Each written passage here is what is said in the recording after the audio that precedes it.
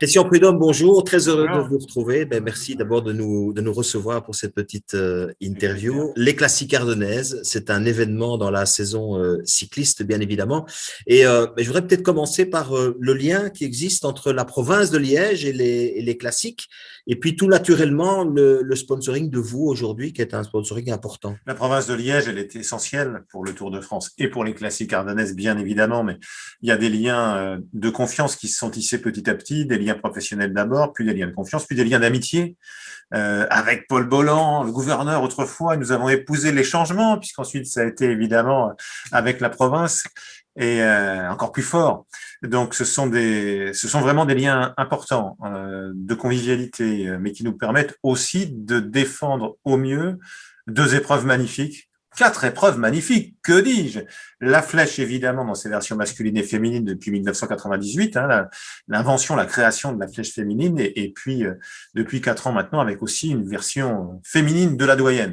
Ce sont des monuments, ce sont des rendez-vous que tous les coureurs attendent, et nous aussi. Et ça a pu se créer, encore une fois, parce que moi, ce que j'aime, c'est quand on réussit à transmettre et que les gens qui sont à la province de Liège, chez vous, parce que c'est important aussi depuis 2007, et au Tour de France, quels qu'ils soient, ont réussi à transmettre et accompagner. C'est-à-dire que les institutions grandissent et avancent ensemble. Moi, c'est vraiment ça qui me plaît, et c'est très clairement ce qui se passe. Donc pour nous, c'est un rendez-vous essentiel de la saison, pour nous, organisateurs, mais pas seulement, pour les coureurs. Rendez-vous compte, au départ de la Flèche et de Liège, il y aura les vainqueurs des 3 grands tours, le numéro 1 mondial, Roglic, qui est aussi vainqueur de la Vuelta, et le champion du monde, entre autres, mais aussi le tenant du titre, mais aussi toutes les perles du cyclisme. Donc c'est quelque chose de très fort. Le plateau, il est toujours formidable. Chez les filles, la saison étant plus ramassée avec moins de grandes courses, il y a de toute façon toujours l'élite qui est là, et pas simplement l'élite des Pays-Bas, puisque les cyclistes du pays de la petite reine dominent largement les compétitions. Mais quoi qu'il en soit, oui, pour nous, ce rendez-vous-là, il est essentiel dans la saison. Est-ce que vous vous rendez compte à quel point le pays, la Wallonie, est en ébullition au moment de ces deux courses? Oui, bien sûr. J'ai forcément en mémoire un rendez-vous d'il y a déjà 10 ans, mais c'est la victoire de Philippe Gilbert, notamment à la Flèche Wallonne en 2011, avec le mur, le chemin des chapelles tout entier qui était là derrière lui. C'était le plus grand stade du monde à ciel ouvert. C'était formidable.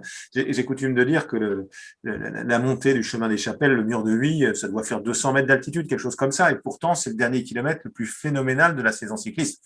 Encore que parfois sur les quais à Liège, il arrive que le dernier kilomètre soit aussi phénoménal.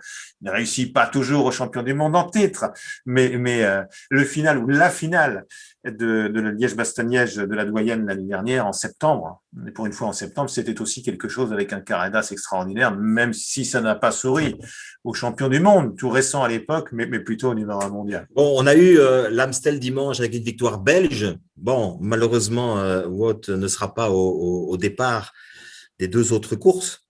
Il n'empêche quand même, incroyable finish, moment exceptionnel, une photo où il a fallu regarder à la loupe pour savoir qui avait gagné.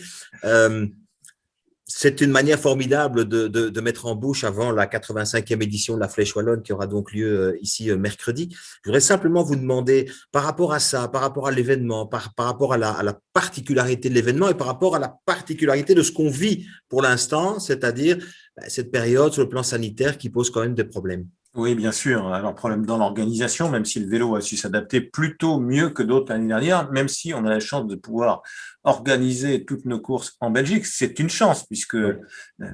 nous sommes aussi les organisateurs de Paris-Roubaix qui aura lieu, et c'est formidable, en octobre. Mais bref, nous n'avons pas pu l'organiser le 11 avril dernier euh, pour la première fois dans 2 versions d'ailleurs, puisque ça aurait été la première édition, toute première édition de Paris-Roubaix Femmes.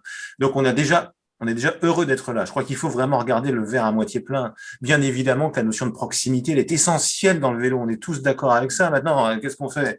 Il n'y a pas de course du tout, ou il y a des courses avec quasiment pas de public, le huis clos à l'arrivée et au départ, mais où il y a une compétition formidable. Et puis, parce que c'est très important, je n'ai pas les chiffres en Belgique, mais sur France Télévisions, par exemple, Paris-Nice, c'était les meilleures audiences depuis 10 ans. Et ça n'est pas un hasard. L'Amstel Gold Race, qu'on évoquait tout à l'heure, c'était 2 millions de téléspectateurs en pic d'audience sur France 3 dimanche. Donc, ça veut dire quelque chose. Ça veut dire que les gens attendent, qu'ils ont envie, que nous avons tous envie, bien évidemment, de vivre des émotions. Alors, on aimerait tous être au plus près, comme autrefois. Il y a si peu de temps et en même temps, il y a si longtemps. Ça nous paraît tellement loin. Hein. Voilà, on a tous envie de revivre ça. Maintenant, en attendant, ben, on va se réjouir avec les exploits des champions, en les regardant à la télé, en les regardant sur son smartphone, en écoutant à la radio. Voilà, rêver avec les champions. Vous avez parfaitement raison. Dimanche dernier encore, ce final, j'ai cru en France que l'antenne allait être rendue avant qu'on ait le résultat définitif. Hein. Tellement c'était serré. Puis tout d'un coup, on a vu sur le téléphone du président du jury, sans doute, qui disait un peu le contraire de ce que disait la caméra de la télévision, d'ailleurs, hein, qui indiquait plutôt la victoire de Pidcock, et on a vu que Wout van Aert avait donc triomphé. Voilà, ces champions, ils nous font rêver, ils nous donnent des moments merveilleux. On les reverra de plus près, très vite, bien sûr. Là, il faut encore faire avec, mais au moins les courses sont organisées. Mais au moins, elles existent chez les hommes et chez les femmes, et ça, c'est vraiment très important. Et je peux vous garantir, en tout cas, le succès télévisuel. Je sais que tout le monde est devant ces courses-là quand elles ont lieu en Belgique. Sur le plan purement maintenant, allez, on va sur le plan sportif revenir peut-être sur la flèche d'abord.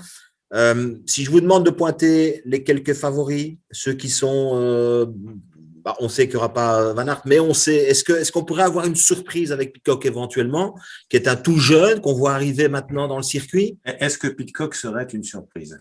Est-ce qu'un jeune qui gagne serait une surprise? Il y a 18 mois assurément, ou 2 ans, depuis la victoire de Bernal sur le Tour de France, à 23 ans, pour le plus jeune vainqueur du Tour de France depuis 1947, on se disait, un plus jeune que Bernal, il va falloir attendre 100 ans. Et l'année suivante, il y a plus jeune que Bernal, et il y a un coureur qui est tout simplement le plus jeune vainqueur du Tour de France depuis 1904 et qui s'appelle Pogačar, qui sera d'ailleurs au départ de la Flèche et de Liège. Donc, que Pidcock gagne, si d'aventure il gagne, sera peut-être finalement pas une si grande surprise que ça, surtout après ce qu'il vient de faire à l'Amstel.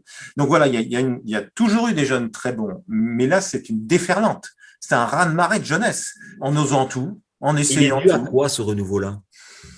Peut-être que la situation de la pandémie joue un rôle considérable, à savoir que les plus anciens doivent changer leurs habitudes et que ça n'est pas toujours facile, alors que les plus jeunes, ils n'ont pas d'habitude.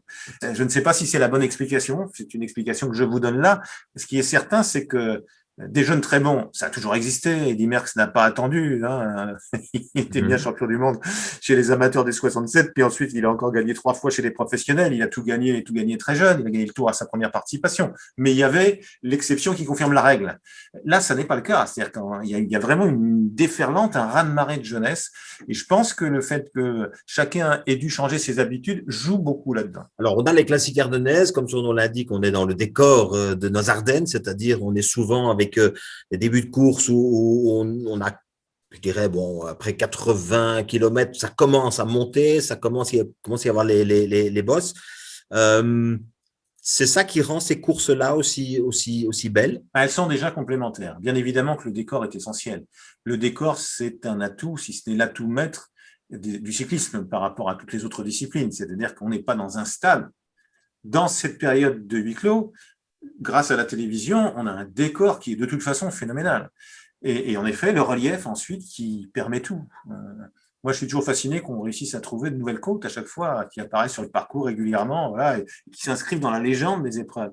Le circuit final autour de lui, il est magnifique, le même pour les hommes et pour les femmes. On essaye de se rapprocher de plus en plus pour faire en sorte qu'il y ait de plus en plus de kilomètres en commun sur la Flèche comme sur Liège. Je crois que c'est très important. Et puis, il y a des noms qui sonnent comme ça. Alors moi, je suis né, voilà, je suis fils et frère d'Ottorino. Hein, et je suis né avec Luc Varenne dans l'oreille. Parce que quand j'étais gamin, mon père nous faisait écouter ça à la radio, qui est le média du rêve, hein, d'une certaine manière, parce que entre chaque point, on se disait qu'est-ce qui va se passer. Je me souviens d'avoir vu avec une certaine déception, je dois le dire, la côte du Rosier, parce que pour moi, le Rosier avec Luc Varenne, c'était un truc vertical. Encore bien pire ou bien plus rude que le mur de Stokke ou que la Redoute. Ce sont des noms de légende. Et ces noms de légende, ils sont forgés grâce aux champions, bien évidemment, mais grâce à celles et ceux qui commentent aussi. Évidemment. Et je dois dire que dans votre lignée de journalisme et avec la mienne de lignée de journaliste qui commence, puisque ma fille sort de l'école de journalisme de Lille. Et ben voilà, il y a ça aussi qui compte bien évidemment, c'est-à-dire transmettre les émotions que les champions nous procurent et le faire avec le plus d'enthousiasme possible. C'est ce qu'on peut faire grâce aux autorités, bien évidemment, grâce aux collectivités, grâce à la télévision et grâce aux partenaires comme vous qui sont fidèles, qui sont là depuis 2007 et qui nous aident considérablement à transmettre cette passion sur le mur de vie. Ce ne sera pas le cas cette année, bien sûr, mais c'est formidable quand on est en haut, quand on arrive. J'adorais ça aussi quand j'étais journaliste. C'était merveilleux. On ne partait pas 5 minutes après l'arrivée du champion ou de la championne. On attendait évidemment ces moments de convivialité. On les retrouvera. Ça n'est pas le cas cette année, mais on aura à la télévision sans aucun doute, 4 courses formidables à vivre. Et pour l'instant, c'est ça le plus important. On va non seulement s'en satisfaire, mais se dire que les plus grands champions et les plus grandes championnes seront là. Pour nous, d'une certaine manière, les courses sont emballantes depuis une grosse année, comme si justement les champions et les championnes avaient envie aussi et se disaient qu'ils avaient certaines responsabilités pour faire en sorte qu'ils donnent un peu de baume au cœur, un peu de bonheur aux gens, avec toutes les contraintes que nous devons accepter, bien sûr, pour lutter contre la pandémie. C'est parfait. Ça, c'est un mot de la fin qui me satisfait pleinement. Je rappelle que ce sera à suivre évidemment sur la RTB avec Rodrigo Menkens aux commentaires et que on espère tout simplement que les 2 spectacles soient aussi grandioses que celui qu'on a eu l'occasion de suivre à l'Amstel.